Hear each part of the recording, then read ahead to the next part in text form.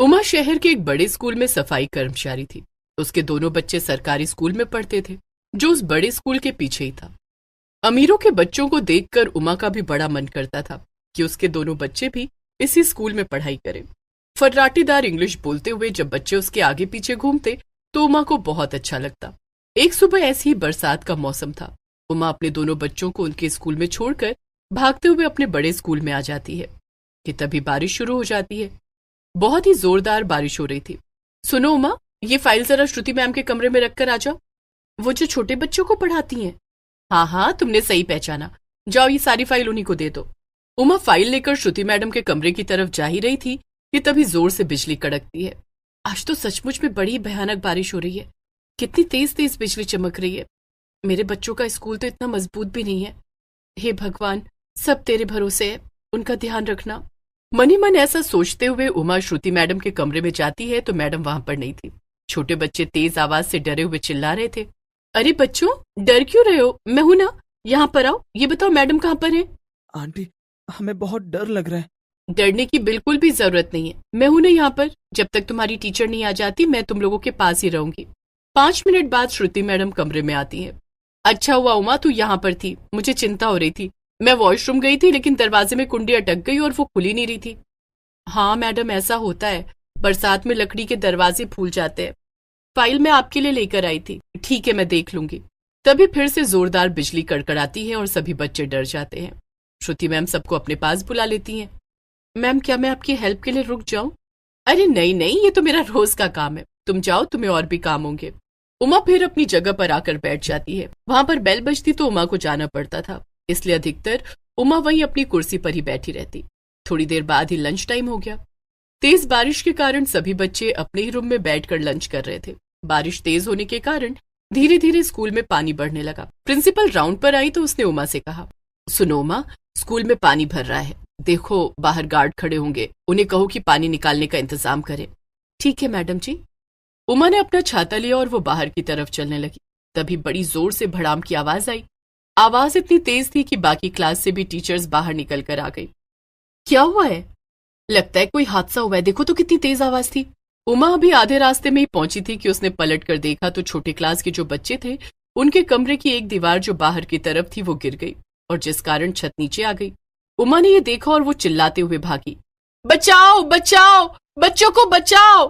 पर तेज बारिश के कारण आवाज बाहर खड़े हुए गार्डन और ड्राइवर के पास नहीं पहुंच पा रही थी। उमा हाथ हिलाते हुए छोटे बच्चों की क्लास की तरफ भागी। उसने देखा कि कुछ बच्चे क्लास से बाहर आ रहे हैं लेकिन कुछ बच्चे मलबे में दब गए हैं और उसमें श्रुति मैम भी है।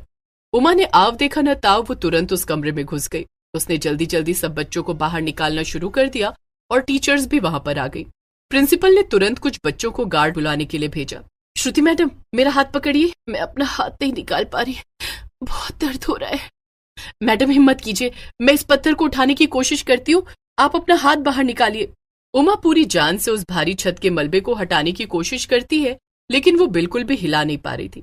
तभी उसने देखा कि एक बेंच टूट गया है। उसने उस बेंच के पट्टे को उस पत्थर के नीचे लगाया और उस पर बैठ गई, जिस कारण वो मलबा थोड़ा सा हिला तो श्रुति मैम ने अपना हाथ खींच लिया लेकिन वो बुरी तरह जख्मी हो गई। और तभी उमा की नजर एक छोटे बच्चे पर पड़ी जो श्रुति मैडम के पीछे बेहोश पड़ा था। तब तक वहां पर कुछ ड्राइवर और गार्ड भी पहुंच जाते हैं। वो लोग श्रुति मैम को बाहर निकालते हैं। प्रिंसिपल एम्बुलेंस बुला लेती हैं और उमा उस छोटे बच्चे को गोद में लेकर बाहर आती है।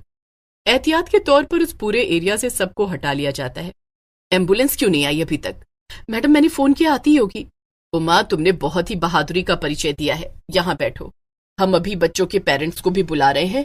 हमने ये छोटे बच्चों का एरिया इसलिए अलग बनाया था ताकि कभी कुछ हो भी तो हम बच्चों को पहले निकाल सके, लेकिन यही हिस्सा कैसे टूट गया समझ नहीं आ रहा। मैडम जी, सब बच्चों का ध्यान रखो। मुझे लगता है बाहर वाली दीवार से पानी नीचे घुस गया, शायद इसलिए दीवार टूट गई।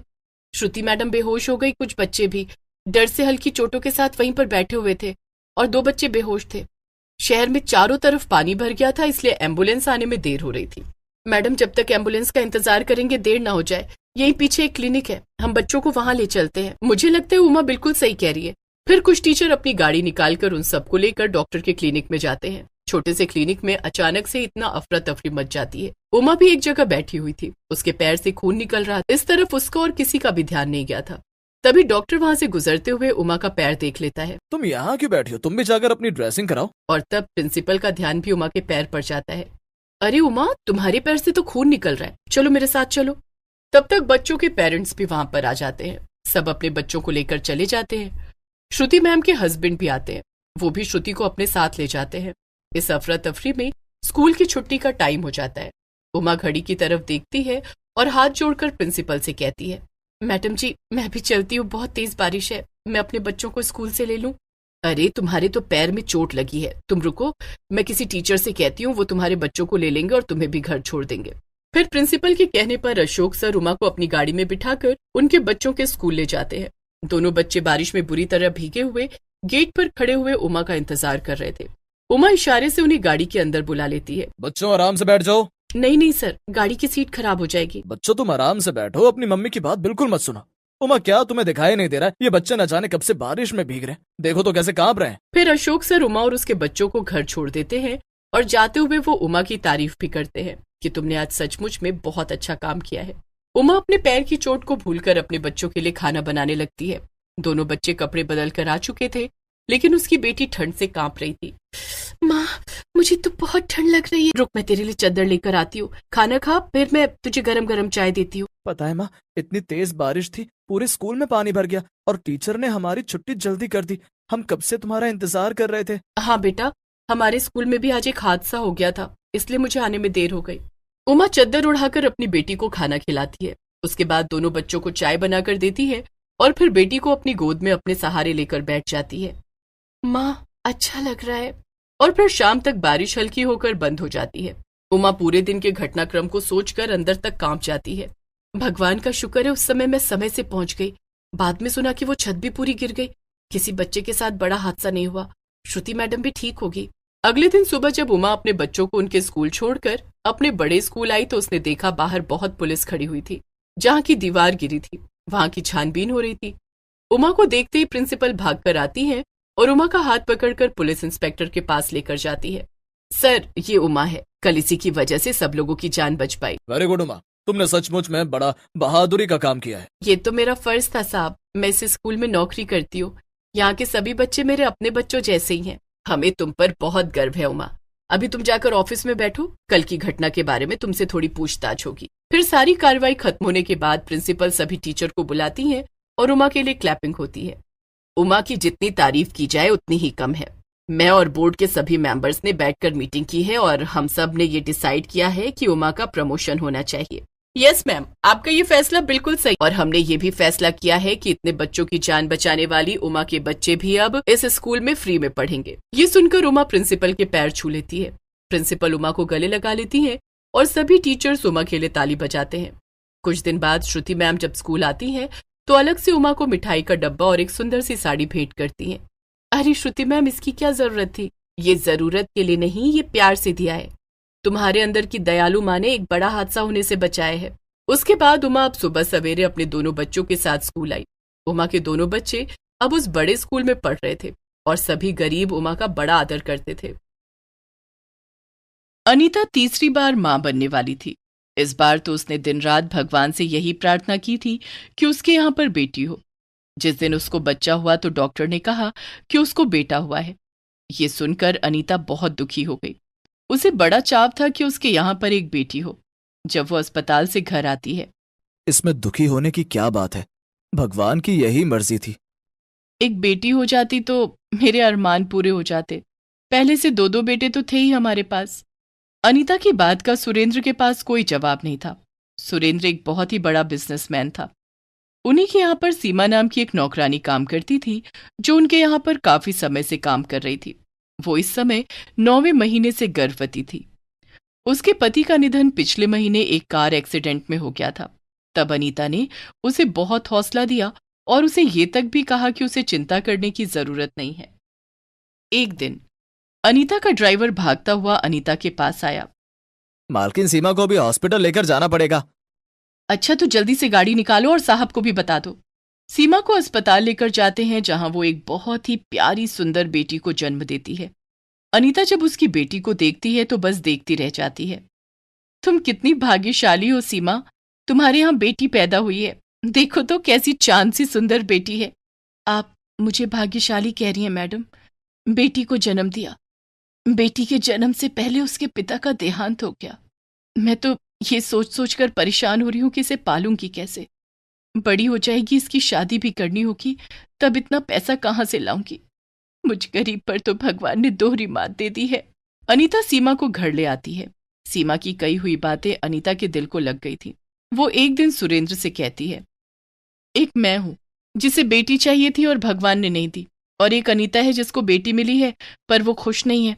आप उससे बात करो, अगर वो हमें अपनी बेटी गोद दे दे फिर उसकी भी टेंशन खत्म हो जाएगी कि वो अपनी बेटी को कैसे बड़ा करेगी और कैसे उसकी शादी करेगी।